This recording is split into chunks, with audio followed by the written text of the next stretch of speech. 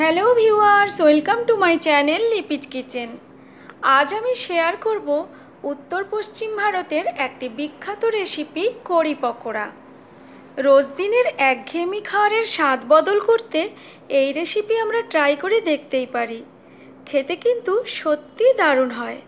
রেসিপিটি শেয়ার করার আগে একটা অনুরোধ করে নিতে চাই, আমার চ্যানেল এখনও না সাবস্ক্রাইব করা থাকলে প্লিজ সাবস্ক্রাইব মাই চ্যানেল, আর সাবস্ক্রাইব করার পর বেল আইকনটিও প্রেস করতে হবে আমার রান্নার নতুন নতুন রেসিপির আপডেট পাওয়ার জন্য।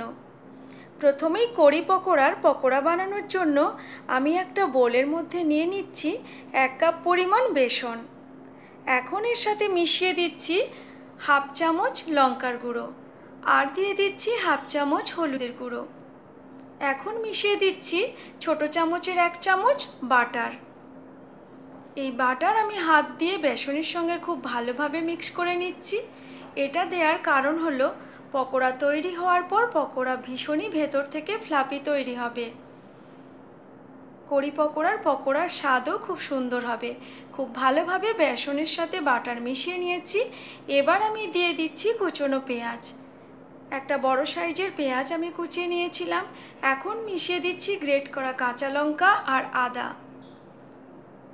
এখন মিশিয়ে দিলাম গোটা ধনে আধা চামচ। এবার দিয়ে দিচ্ছি পরিমাণ মতো লবণ। ভালোভাবে মিশিয়ে নিচ্ছি।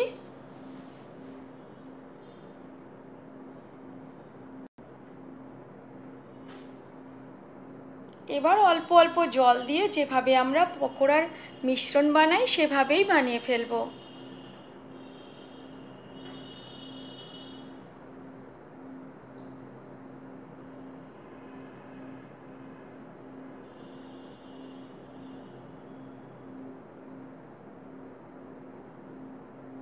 খুব ভালোভাবে সমস্ত উপকরণ মিশিয়ে নিয়েছি। এখন আমি এর সাথে যোগ করে দেব 1/4 টিস্পুন বেকিং পাউডার। আবারও ভালোভাবে মিশিয়ে নিচ্ছি। একটা প্যানে রিফাইন্ড অয়েল গরম করেছি। এখন পকোড়া ছেড়ে দিচ্ছি, ঠিক যেভাবে আমরা নর্মাল পকোড়া ভাজা করে থাকি সেভাবেই।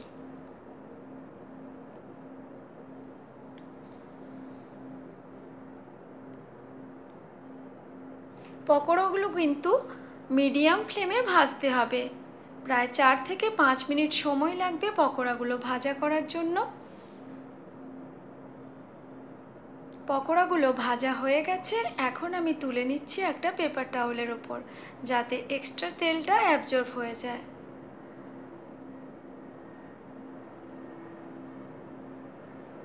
বাকি পকোড়াগুলোও ভেজে নিলাম।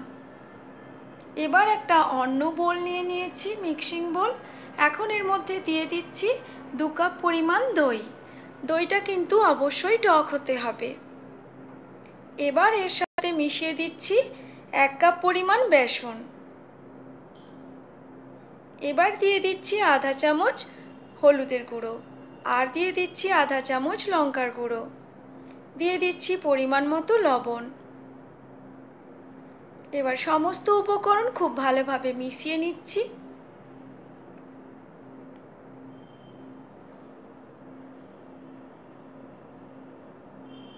এবার কিন্তু আমি এর মধ্যে অনেকটা পরিমাণ জল মেশাবো, প্রায় 600 ml মতো, দিয়ে একটা খুব পাতলা ঘোল বানিয়ে ফেলবো। খুব ভালোভাবে মিশিয়ে নিচ্ছি।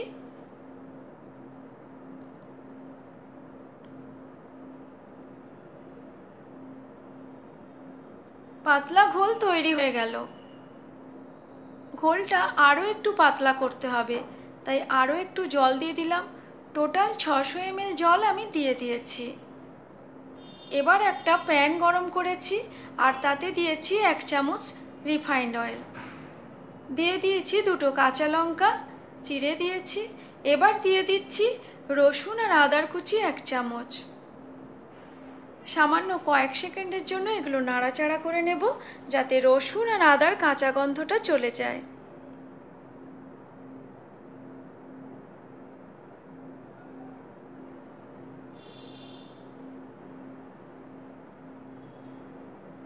রসুন আর আদা নাড়াচাড়া করার পর তারপর ওই প্যানের মধ্যে ঢেলে দিচ্ছি আমি ওই তরল মিশ্রণটি। এবার ওই বাটি ধুয়ে আরও বেশ কিছুটা জল আমি যোগ করে দিলাম।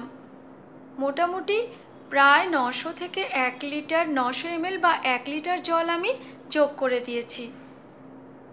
এটাকে সবসময় চালাতে হবে খুন্তি দিয়ে, যাতে না নিচে ধরে যায়। 4-5 মিনিট এভাবে রান্না করে নেওয়ার পর কড়ি তৈরি হয়ে গেছে। এখন এর মধ্যে ছেড়ে দিচ্ছি আমি পকোড়া।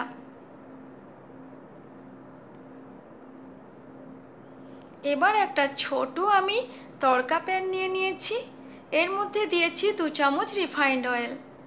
এবার এর মধ্যে দিয়ে দিচ্ছি শুকনো লঙ্কা, 2টো শুকনো লঙ্কা আমি ছিঁড়ে দিয়েছি। এবার এর মধ্যে দিয়ে দিচ্ছি 1 চামচ সর্ষে, গোটা সর্ষে, দিয়ে দিচ্ছি গোটা ধনে, এবার দিয়ে দিলাম 1 পিঞ্চ হিং, এবার দিয়ে দিচ্ছি কারি পাতা অনেকগুলো। তড়কা রেডি হয়ে গেছে। এখন এই তড়কা কড়ি পকোড়ার ওপর দিয়ে দিলাম। তৈরি হয়ে গেল কড়ি পকোড়া। ভীষণই সুন্দর খেতে হয়। মনে রাখতে হবে কড়ি পকোড়া ঠান্ডা হলে কিন্তু অনেকটাই জমে যায়, তাই কড়ি পকোড়ার যে ঘোলটা বানাতে হয় সেটা বেশ বেশি পরিমাণ জল দিয়ে বানাতে হবে। তো ভিউয়ার্স, আমার এই রেসিপি কেমন লাগলো অবশ্যই কমেন্টস করে জানিও।